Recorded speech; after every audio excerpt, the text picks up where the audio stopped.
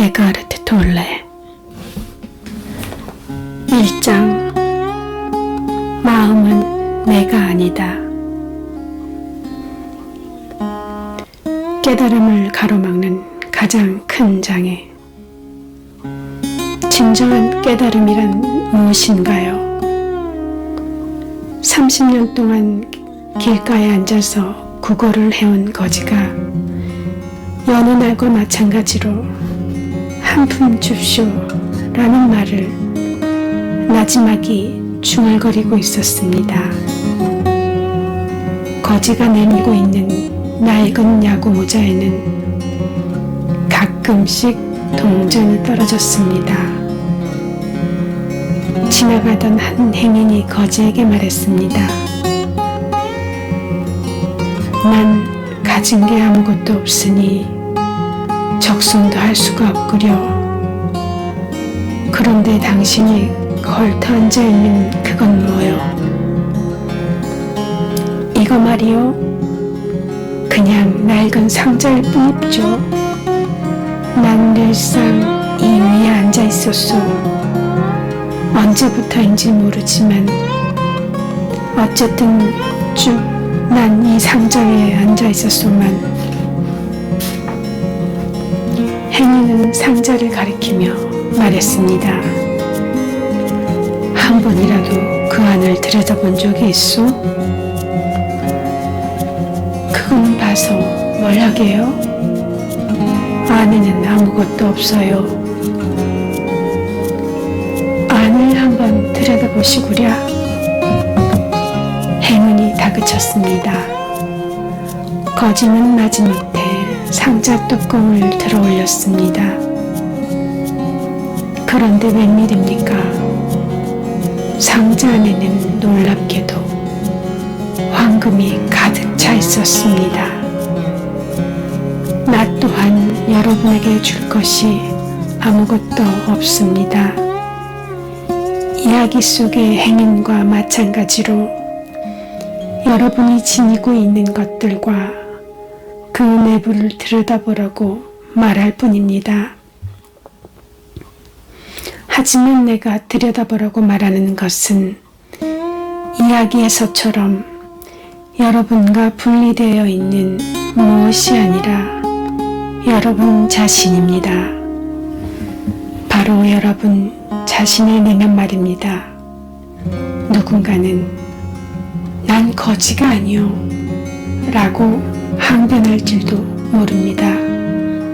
하지만 아무리 물질적으로 풍족하다고 해도 존재의 기쁨과 흔들리지 않는 평화라는 참된 재산을 발견하지 못했다면 그는 아직 이 이야기에 나오는 거지처럼 헤매고 있는 것입니다. 우리는 대체로 충만한 기쁨의 조각들을 자신의 가치나 안전이나 사랑을 외부에서 찾아 헤매고 있습니다. 하지만 우리는 그 모든 것을, 아니 세상이 제공하는 그 무엇에도 비길 수 없는 보물상자를 우리들 내면에 이미 가지고 있습니다. 깨달음이란 먼 데 있는 것이 아닙니다. 깨달음은 아무리 다가가도 붙잡을 수 없는 초월의 세계가 아닙니다. 깨달음이란 자신의 존재와 하나됨으로써 느끼는 자연스러운 상태일 뿐입니다. 어떠한 힘 앞에서도 부서지지 않는 그 무엇, 겉거죽의 나보다 훨씬 위대한 그 무엇에 연결된 상태입니다.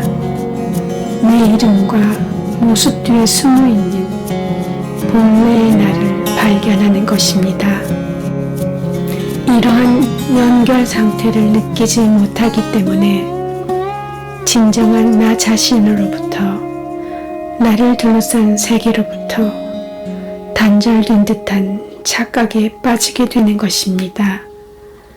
자각하든 자각하지 못하든 스스로를 외로운 섬처럼 여기게 되는 것은 그 때문입니다. 그래서 두려움이 엄습하고 안팎으로 갈등이 생겨나는 것입니다. 붓다는 깨달음을 번뇌의 끝이라고 했습니다. 나는 그 정의를 좋아합니다. 거기에는 인간성을 뛰어넘어야만 깨달을 수 있다는 어떠한 암시도 없습니다. 그렇습니다. 물론 그것이 깨달음에 대한 완벽한 정의라고는 할 수 없습니다. 깨달음이란 단지 번뇌가 아니라는 이야기일 뿐이니까요. 그러나 더 이상 번뇌가 없다면 무엇이 남을까요? 붓다는 거기에 대해서 말이 없습니다. 그 침묵에 담긴 알맹이는 우리 스스로 찾아야 합니다. 깨달음이란 우리가 도달할 수 없는 초월적인 목표가 아닙니다. 그것을 우리에게 일러주기 위해 붓다는 그런 표현을 사용한 것입니다. 그렇게 친절을 베풀었음에도 대다수의 불자들은 깨달음을 붓다만의 영역으로 치부해버리고 이번 생에서는 이룰 수 없는 일이라고 믿고 있습니다. 진정한 존재 상태란 어떤 것인가요? 태어나면 죽어야 하는 무수한 형태의 생명체 너머에는 영원한 오직 하나의 생명이 자리합니다. 그것은 저 너머에 있지만 모든 생명체 안에 깃들어 있습니다. 우리들 각자에게는 눈에 보이지 않고 영원히 부수어지지 않는 영원한 생명이 깃들어 있는 것입니다.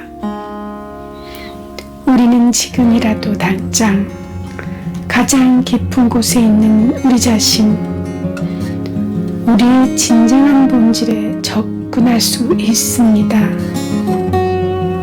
그러나 이를 생각으로 이해하려고 하면 안 됩니다.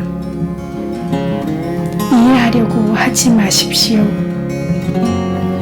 생각이 정지되었을 때만 그 본질을 알 수 있습니다. 지금 이 순간에 충만하고 강렬하게 집중하고 있을 때만이 진정한 존재 상태를 느낄 수 있습니다. 마음의 헤아림으로는 그것을 이해할 수 없습니다. 그러한 있음의 상태에 활짝 깨어 있으면서 그 느낌, 그 알매 머무르는 것이 밝은 깨달음의 상태라고 할 수 있습니다. 진정한 존재 상태란 신 상태 아닌가요? 그런데 당신은 왜 신이라는 말을 사용하지 않나요?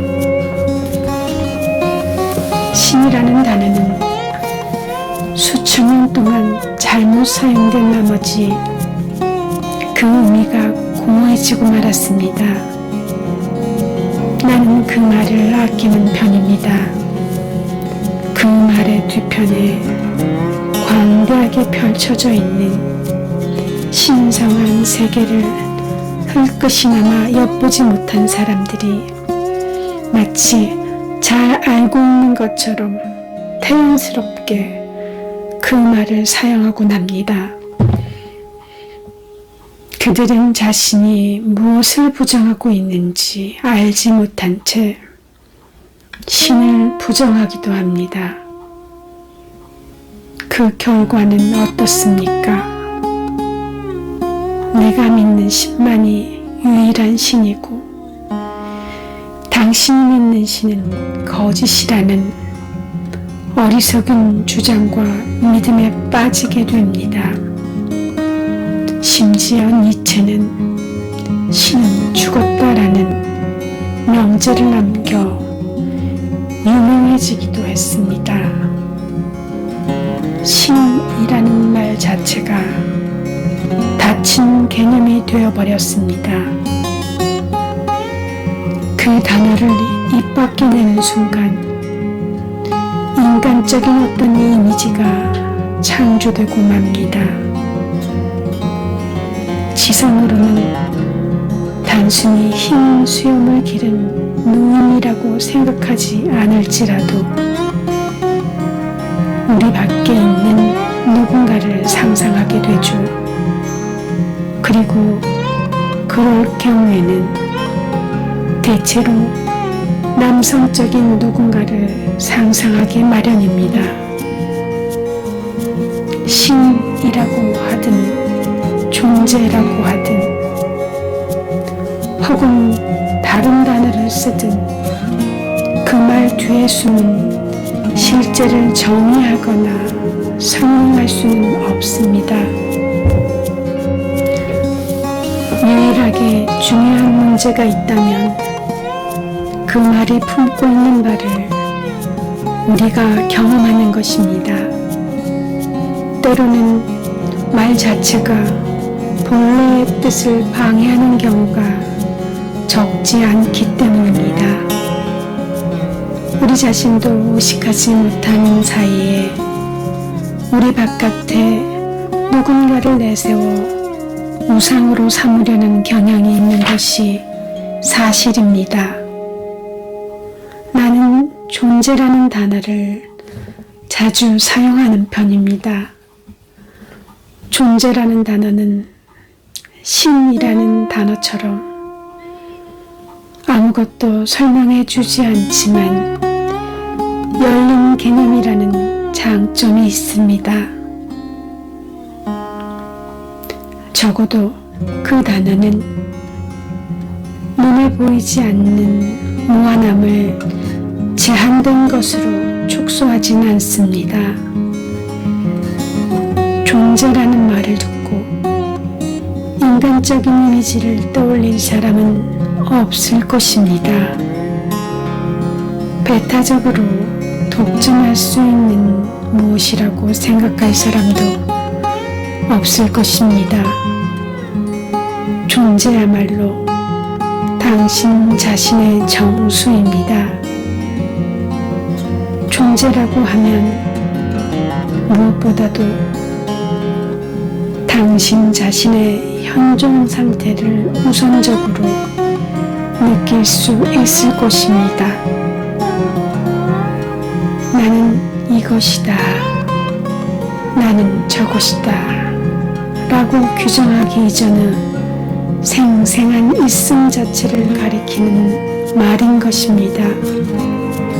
그러므로 존재라는 단어는 당신 자신의 존재를 향해 한 발자국이라도 가까이 다가가게 하는 말입니다. 우리 자신의 진정한 존재 상태를 경험하지 못하게 가로막는 가장 큰 장애는 무엇이라고 생각하나요? 우리는 마음이라는 것을 우리 자신과 동일시합니다. 그 때문에 무언가를 생각하지 않으면 안 된다고 스스로를 억압하고 있는 것입니다. 생각을 멈출 수 없다는 것이 사실은 엄청난 고통임에도 우리는 이를 깨닫지 못하고 있습니다. 대부분의 사람들이 그런 고통을 겪으면서도 그것을 정상적인 것으로 받아들이고 있습니다. 그칠 줄 모르는 생각의 행렬이 소음이 되어 내면의 고유한 세계를 발견하지 못하도록 가로막고 있는 것입니다. 우리 자신의 진정한 본질은 내면의 고유한 세계와 일치합니다. 갖가지 생각을 헤아리면서 그런 생각들을 나라고 착각하기 때문에 거짓된 자아가 만들어지고 두려움과 고통의 그림자가 드리워지는 것입니다. 이 점에 대해서는 나중에 더 자세히 설명하겠습니다. 데카르트는 나는 생각한다, 그러므로 존재한다라고 명제를 만들어 놓고 스스로 가장 근본적인 진리를 발견했다고 믿었습니다. 하지만 그는 사실 가장 기본적인 오류를 범한 셈입니다. 생각을 자기 존재라고 착각한 것이지요. 우리들 대부분이 그렇지만 머릿속 헤아림을 쫓아가다 보며 문제와 갈등이 끊임없이 일어납니다. 그 결과 미친 듯이 복잡한 세상에 휩쓸리게 됩니다. 그리고 세상은 조각조각 부서진 우리들 마음을 고스란히 반영하고 있습니다. 깨달음이란 만물의 배경을 이루는 하나의 상태에 머물러 전체성으로서 살아가는 것이고 평화로운 상태입니다. 눈에 보이지 않는 가장 깊은 곳의 진정한 자아와 하나 될 뿐 아니라 눈에 보이는 물질화된 세상 속의 생명력과도 하나가 되는 것입니다. 깨달음이란 안팎으로 일어나는 고통과 계속되는 갈등의 끝일 뿐 아니라 멈출 줄 모르는 생각의 끝이기도 합니다. 우리를 노예처럼 구속하는 생각으로부터 벗어난다는 것은 얼마나 멋진 해방입니까?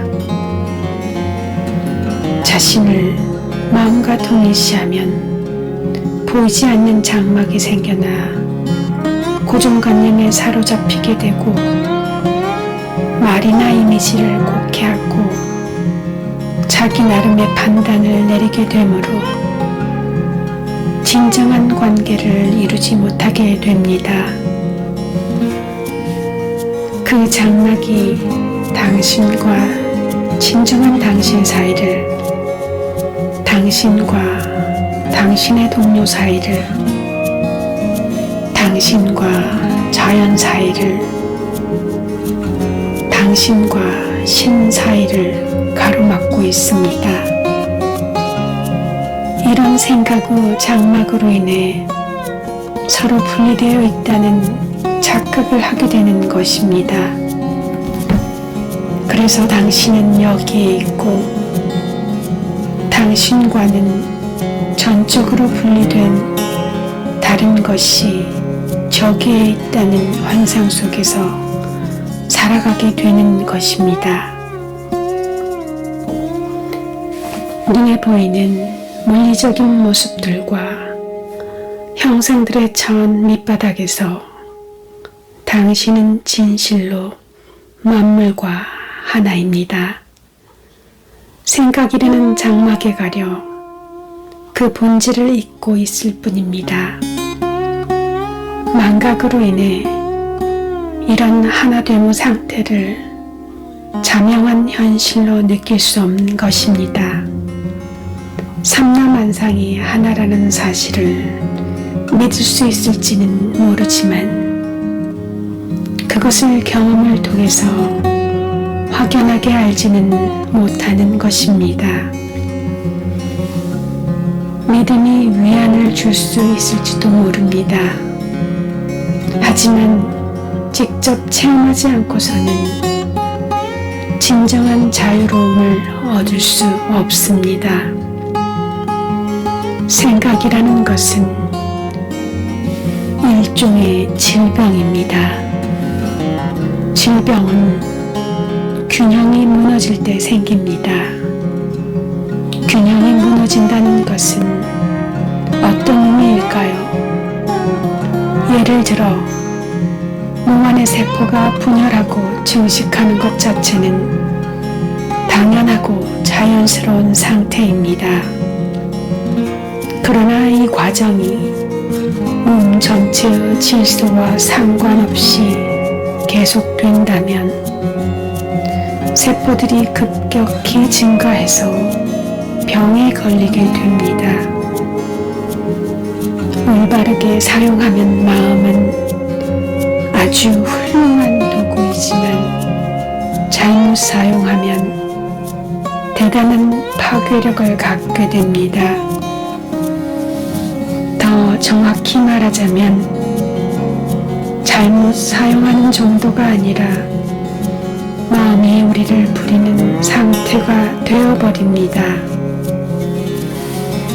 마음을 부리지 못하고 부림을 당하는 것이 곧 병입니다. 나를 내 마음이라고 믿는 것은 환상이요 기만입니다. 부림을 당해야 할 도구가 주인의 자리를 점령하고만 꼴입니다. 전적으로 수긍이 가지 않는군요. 대부분의 사람들과 마찬가지로 나 또한 부질없는 생각을 많이 하는 편입니다. 그래도 무엇인가를 얻고 성취하기 위해서는 마음을 사용해야 하는 것 아닌가요? 나는 항상 그렇게 마음을 사용해 왔습니다. 십자말 풀이를 하고 원자폭탄을 만들어낼 수 있다고 해서 당신이 마음을 사용하고 있는 것은 아닙니다. 개들이 뼈다귀를 물어뜯기 좋아하는 것처럼 마음은 늘 문제점을 붙들고 무너지기를 좋아합니다. 그것이 십자말 불이나 원자폭탄 만들기에 매달리게 된 이유입니다. 진정한 당신 자신은 사실 거기에 대해 아무런 흥미도 없습니다. 이쯤에서 당신에게 묻겠습니다. 당신은 원할 때면 언제나 마음에서 벗어나 자유로울 수 있습니까? 마음을 꺼버리는 단추를 갖고 있습니까? 생각을 완전히 멈추는 건 말인가요? 난 그렇게 할 수 없습니다. 순간적으로 생각이 멈추는 경우는 있겠지만 그렇다면 마음이 당신을 사용하고 있는 것입니다. 당신은 무의식적으로 마음을 자신과 동일시하고 있습니다. 그래서 마음의 노예가 되어 살고 있다는 것조차 알지 못하고 있습니다. 자신도 모르게 마음에게 점령당하고 점령한 실체를 자기 자신이라고 여기고 있는 것입니다. 자유를 향한 첫걸음은 점령한 실체인 생각하는 자가 진정한 당신이 아님을 깨닫는 데 있습니다. 이를 알면 당신을 점령하고 있는 실체를 관찰할 수 있게 됩니다. 생각하는 자를 유심히 지켜보기 시작하는 순간 더 높은 차원의 의식이 활성화되는 겁니다. 당신은 그제야 생각 너머에는 광대한 알의 영역이 있으며 생각이란 단지 그러한 알의 영역의 아주 작은 일부분에 불과하다는 사실을 자각하기 시작할 것입니다. 당신은 또한 깨우치게 되겠죠. 아름다움과 사랑, 창조력과 기쁨, 내면의 평화같이 진정 중요한 것들은 마음 너머에서 온다는 것을, 그럼으로써 망각의 오랜 잠에서 깨어나는 것입니다. 당신 자신을 마음으로부터 자유롭게 풀어놓으라. 생각하는 자를 지켜본다는 것은 정확히 무슨 뜻인가요? 어떤 사람이 의사에게 머릿속에서 목소리가 들린다고 말하면 의사는 그에게 정신병원에 가보라고 할 겁니다. 하지만 사실은 모든 사람이 머릿속으로 하나 이상의 목소리를 듣고 있습니다. 자기도 모르는 사이에 생각이 저절로 진행되고 있는 것입니다. 그래서 머릿속에는 독백이나 대화가 그칠 줄 모르고 이어집니다. 거리를 걷다가 혼자서 중얼거리는 미친 사람을 만나는 것은 드문 일이 아닙니다. 하지만 정상적인 사람이라도 별 다를 것이 없습니다. 단지 입 밖으로 큰 소리를 내지 않았을 뿐이지요. 그 목소리는 뭔가 자기 의견을 내놓고 추측하고 판단하고 비교하고 불평하고 좋아하고 싫어합니다. 그때그때 특정한 상황에 관련된 것이 아닐 수도 있습니다. 가깝거나 먼 과거를 재현할 수도 있고 미래에 일어날 수 있는 상황을 연습하거나 상상하는 것일 수도 있습니다.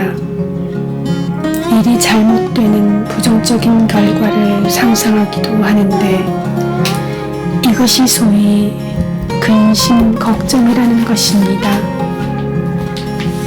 때로 그 목소리는 시각 이미지나 영상을 동반하기도 합니다. 그 목소리는 가까운 장래에 관한 상황일 때조차 과거에 비추어서 그 상황을 해석합니다. 왜냐하면 그 목소리는 당신의 조건화된 마음에서 나오기 때문입니다.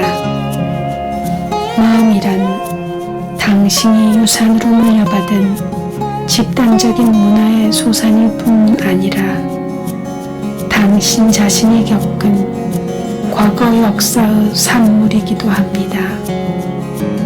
그래서 과거의 눈을 통해 현재를 보고 판단하면서 완전히 왜곡된 시각을 갖게 되는 것입니다.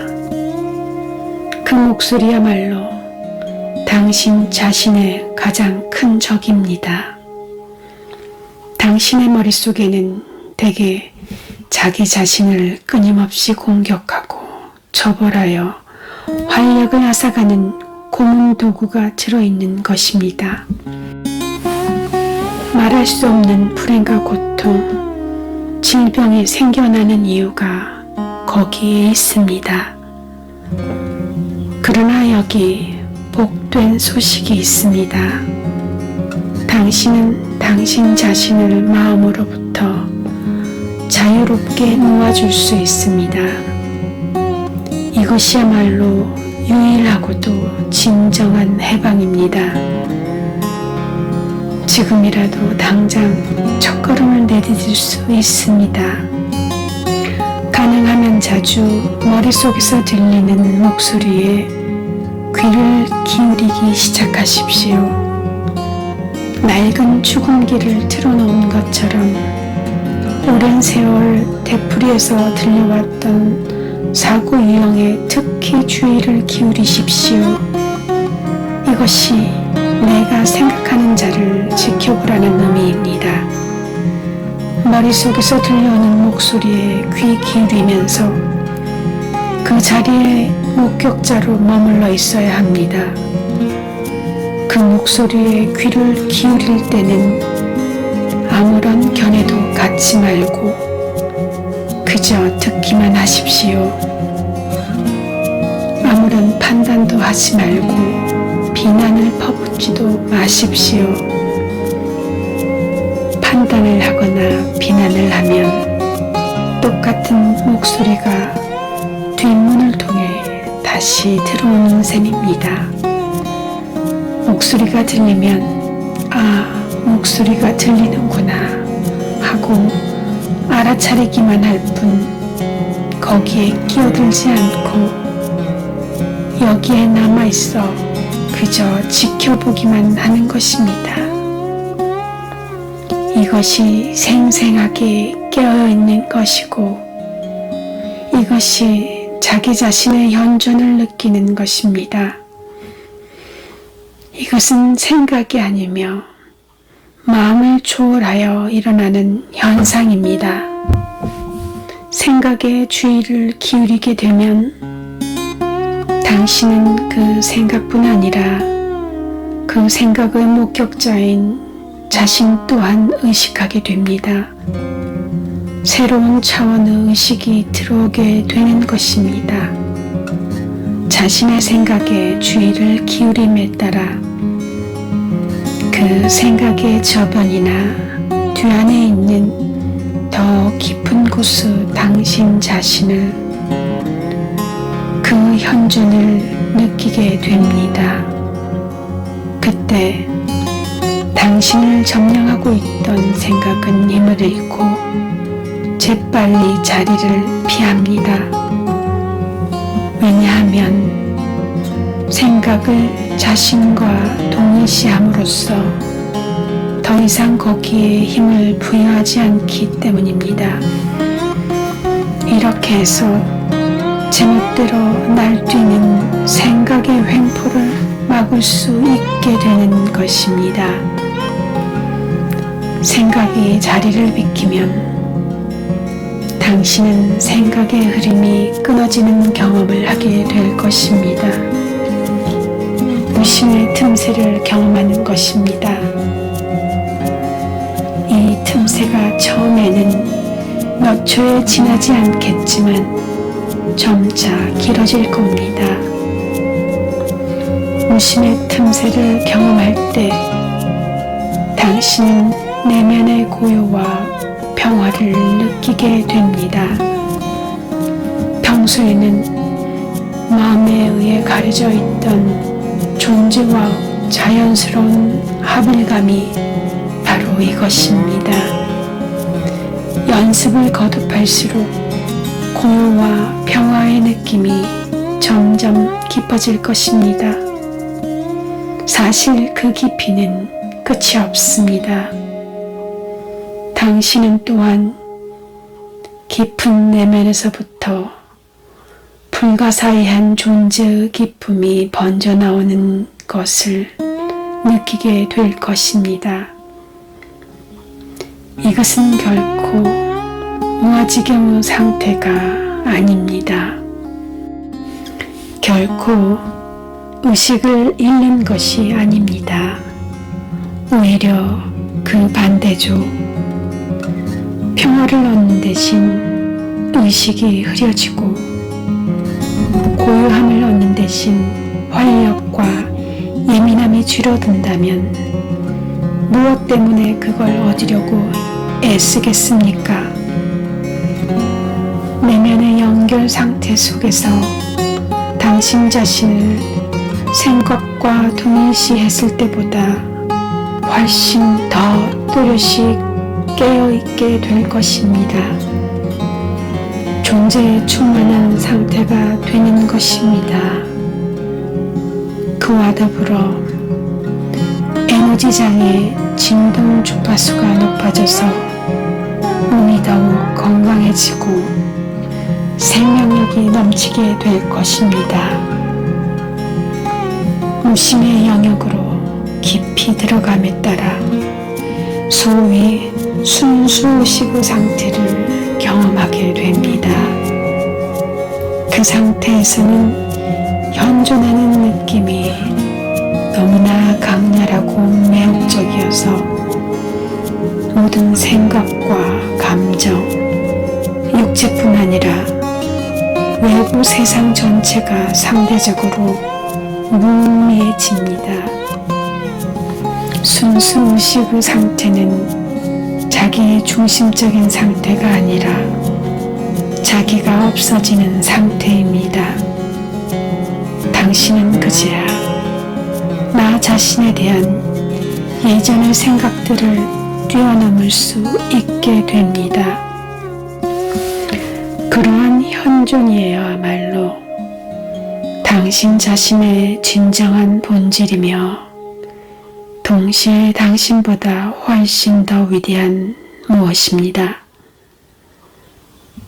내가 말하는 바가 역설적이거나 모순된 것처럼 들릴 수도 있을 겁니다. 하지만 나로서는 달리 표현할 길이 없습니다.